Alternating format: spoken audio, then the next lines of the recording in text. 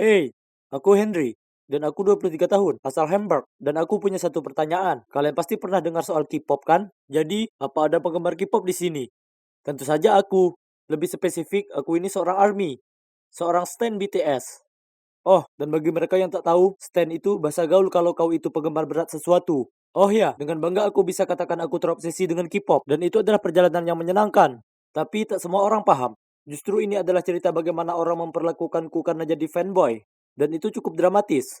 Jadi, orang-orang selalu berpikir kalau kami menyukai K-pop karena idola itu berwajah ganteng. Tapi tidak, tidak hanya itu. Serius, aku bertaruh mereka yang benci K-pop, bahkan belum pernah mendengarkannya dengan baik. Jadi, kalian para pembenci K-pop, dengarkan aku.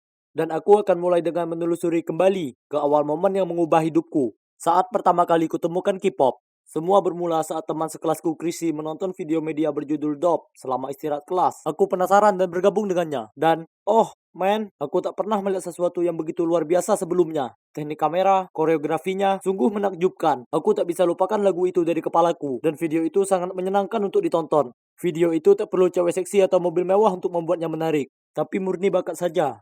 Setelah itu, aku mulai mendengar lebih banyak K-pop dan menjadi stan. Tapi BTS akan jadi cinta sejatiku. Aku mencintai mereka dan aku tak keberatan membagikan apapun mengenai hal itu di Instagramku, yang juga membantuku berteman dengan banyak ARMY yang lain dari seluruh dunia.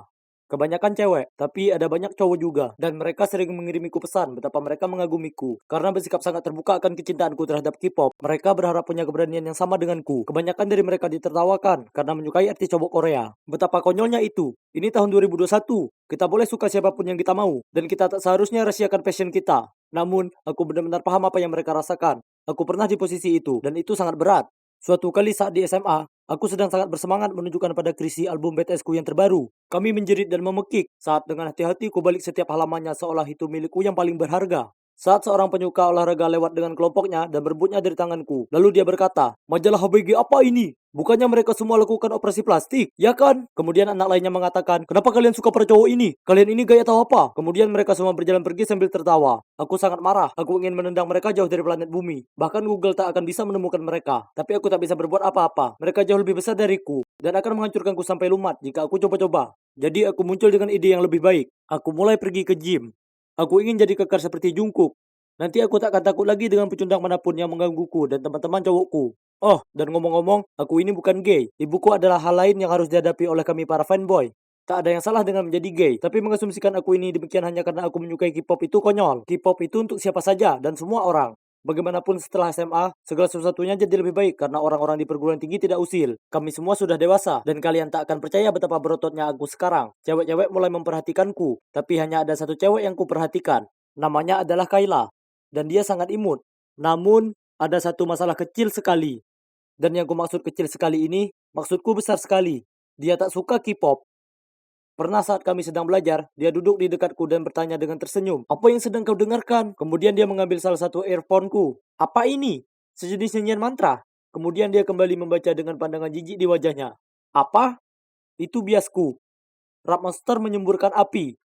Aku tak tahu apa dia tak punya selera, tapi kali ini kubiarkan saja, karena aku tak ingin mempermasalahkannya di perpustakaan. Setelah semuanya makin buruk dan kebenciannya pada K-pop jadi makin jelas. Tiap kali kubicarakan soal itu, dia memutar matanya dan mengubah topik pembicaraan. Dan saat video musik keluar dan aku tak sabar menunjukkan padanya, dia terus saja melihat-lihat ponselnya dan mengabaikannya. Selain dari itu, dia selalu bersikap manis dan oleh karena itu kami terus berkencan. Tapi kami tak seharusnya demikian. Suatu kali, kami pergi jalan ke mall, dan itu merupakan hari yang cukup spesial bagiku, karena itu merupakan hari jadi debut BTS. Aku sangat bersemangat, dan bahkan mengenakan tas lempang BTS-ku dengan gantungan kunci koya untuk melengkapi penampilan. Kukira aku tampak keren, tapi Kayla tertawa terbahak-bahak saat melihatku dan mengatakan, "Ya Tuhan, kau meminjam tas adikmu atau bagaimana?" Ku coba jelaskan padanya dan mengatakan, "Tidak, ini milikku, dan ini kesayanganku si Koya." Tapi dia langsung memotongku dan memutar matanya. Sembari dia katakan, "Kami akan terlambat nonton." Dia agak mematikan suasana hatiku, tapi itu adalah hari BTS, jadi aku tak akan membiarkan apapun merusaknya. Kami sedang mengantri membeli popcorn. Saat kurasakan seseorang menepuk bahuku, aku tak bisa tidak memperhatikan Koya milikmu. Apa mungkin kamu seorang ARMY? Aku menyelesaikan kalimatnya dengan jeritan. Kami berdua sangat bersemangat. Pada dasarnya kami berdua membicarakan omong kosong, yang kemungkinan hanya ARMY yang bisa memahami. Ternyata J-Hope adalah biasnya, dan namanya adalah Cry. Kemudian dia bahkan memberiku beberapa kartu foto yang baru saja dicetak. Aku sangat terhanyut dalam percakapan dengannya. Sampai aku lupa Kayla ada di sana. Sampai Craig berkata padanya, "Oh, hai, siapa biasmu? Mungkin aku punya beberapa kartu untukmu juga." Kayla nampak tersinggung dan berkata, "Kalian ini parah. Dasar seorang pecundang. Aku sudah muak dengan urusan K-pop ini." Kemudian dia berlalu pergi. Kami tertegun. Tapi ya sudahlah. Jika dia tak bisa menghargai hobiku dan mencintaiku apa adanya, ya sudah. Selamat tinggal Kayla. Setelahnya, Craig dan aku pergi ke kafe untuk membicarakan apapun soal BTS. Dan sampai hari itu, kami masih berteman baik. Dan aku beruntung dia menyelamatkanku dari mengecani cewek mengerikan itu lebih lama lagi. Setelah hubungan itu, aku memberi jeda pada kehidupan cintaku. Karena aku sibuk dengan video musik streaming, memberikan suara untuk BTS di acara penghargaan, dan mengikuti semua konten mereka. Selain belajar, aku sangat bahagia menjalani kehidupan kecilku sebagai fanboy. Tapi kemudian suatu hari semuanya berubah. Aku sedang berada di bus menuju kelas karena aku merasa kurang sehat untuk mengemudi setelah tak tidur menonton streaming siaran langsung BTS. Aku pasti tertidur karena hal berikutnya aku terbangun. Dan aku sedang bersandar di bahu seorang cewek. Dengan cepat aku minta maaf padanya dan dia hanya terkekeh. Kemudian kulihat dengan jelas. Dan ya ampun, tak pernah kutemui cewek secantik ini dalam hidupku. Dia itu bagai perpaduan semua anggota Blackpink. Untungnya, aku cukup pintar untuk menanyakan nomornya dan menawarkan untuk membelikannya minuman sebagai balasan karena hampir ngiler di bahunya. Setelah kelas, kami bertemu di Starbucks dan langsung dekat. Namanya Clara, dan dia sangat pintar dan cantik. Aku harus jadikan dia milikku, jadi kuputuskan untuk mengubah taktik sedikit. Aku akan menunggu sebentar sebelum memberitahunya kalau aku ini fanboy. Sebaliknya, aku fokus mencari tahu tentangnya terlebih dahulu dan memperjelas kalau aku menyukainya. Kemudian, saat yang tepat pun datang. Aku berbagi padanya tentang passionku pada K-pop. Tak lama kami jadi cukup serius dan melakukan apapun bersama. Dan akhirnya kurasakan momen itu tiba. Aku sedang mengantarnya pulang dan memutar daftar lagu K-popku. Yang membuatku terkejut, dia tampak tertarik dan menanyakan apa itu. Kukatakan padanya aku sangat menyukainya. Lalu dengan gugup aku bertanya padanya, apa kamu tak keberatan dengan ini? Karena biasanya saat ku beritahu orang lain, mereka menertawakanku. Dia hanya tersenyum dan berkata, "Oke, sekarang giliranku." Kemudian dia memasang death metal yang hampir membuat bulu kuduku berdiri. Dia tertawa dan berkata, "Aku tahu apa yang kau rasakan. Death metal juga bukan selera semua orang. Tapi hey, kita boleh menyukai apapun yang kita inginkan, ya kan? Aku menghargai kalau kau suka K-pop." Ya ampun, mungkinkah Clara bisa lebih sempurna lagi? Aku tak sabar menunjukkan padanya kamarku juga. Tapi tak disangka, di malam aku mengundangnya ke rumah. Wajahnya berubah saat dia melihat poster dan merchandise-ku. Kutunjukkan padanya koleksiku, bonekaku, foto-fotoku, tapi dia tersenyum dan menatapku. Kemudian dia meraih tanganku dan berkata, "Henry, ini sangat keren, tapi tidakkah kau berpikir ini agak berlebihan? Aku tahu kau sangat menyukainya, tapi mungkin kau sebaiknya mulai menggunakan uangmu untuk hal-hal yang berguna untuk masa depanmu juga." Kemudian dia memberitahuku dia ingin pulang. Tak bisa kupungkiri aku merasa terluka, tapi aku tahu dia adalah orang yang tepat untukku. Dan dia hanya butuh sedikit waktu untuk benar-benar memahami kalau ini lebih dari sekedar hobi bagiku. Jadi aku bertekad untuk membuatnya menyukai K-pop. Aku mulai mengirimnya lagu dan merekomendasikan beberapa acara Korea untuk ditonton. Pernah aku bahkan berpura-pura mengajaknya piknik, tapi membawanya ke festival ARMY. Clara ikut saja dengan semuanya, tapi dia masih belum terlalu tertarik. Kemudian datanglah berita terbaik.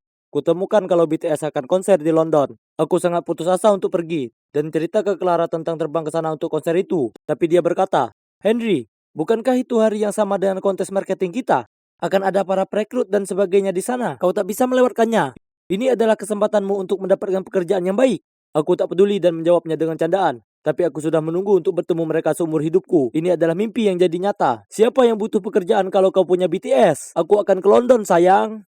Tapi Clara tidak tertawa. Nyatanya dia sangat marah dan mulai memakiku, mengatakan kalau aku sangat kekanak-kanakan dan bahwa kalau aku tak segera tumbuh dewasa, dia tak bisa bersamaku lagi. Dia bahkan menangis, mengatakan dia butuh pria yang bertanggung jawab, yang memikirkan masa depannya sambil bergegas pergi. Setelahnya dia mendiamkan aku. Aku terjebak dalam sebuah dilema. Melihat BTS secara langsung adalah impianku. Tapi kenapa ini terasa begitu salah? Kuputuskan untuk menunggu beberapa hari untuk memikirkan semuanya. Dan pada akhirnya aku sadar akan ada konser-konser yang lain. Ya kan? Aku tak bisa melewatkan kontes itu. Maksudku, bagaimana lagi aku akan mendukung BTS tanpa uang? Aku memang butuh pekerjaan. Jadi, meskipun itu mematahkan hatiku sebagai fanboy, kukatakan pada Clara aku akan melewatkan konser itu kali ini dan pergi ke kontes. Clara langsung menyeringai dan berkata, "Sungguh, aku sangat bangga padamu, Henry." Lalu dia memberiku ciuman mesra, dan aku ingatkan diriku sendiri ini semua sepadan. Dan paling tidak, aku masih punya pacarku. Tapi tiba-tiba Clara mulai bicara lagi. "Henry, ada sesuatu yang perlu kukatakan padamu. Sebenarnya Profesor Geller sudah memberitahuku kontes itu ditunda sementara. Jadi ini hanyalah sebuah tes." Kemudian dia mengatakan dia hanya ingin lihat apa aku bisa menentukan prioritasku.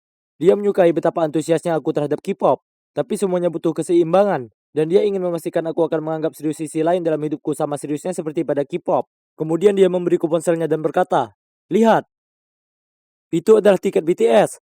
Dia membelinya untukku." Aku sangat senang. Aku menitikkan air mata dan tak bisa berhenti memeluknya. Kukira itu adalah momen paling bahagia dalam hidupku.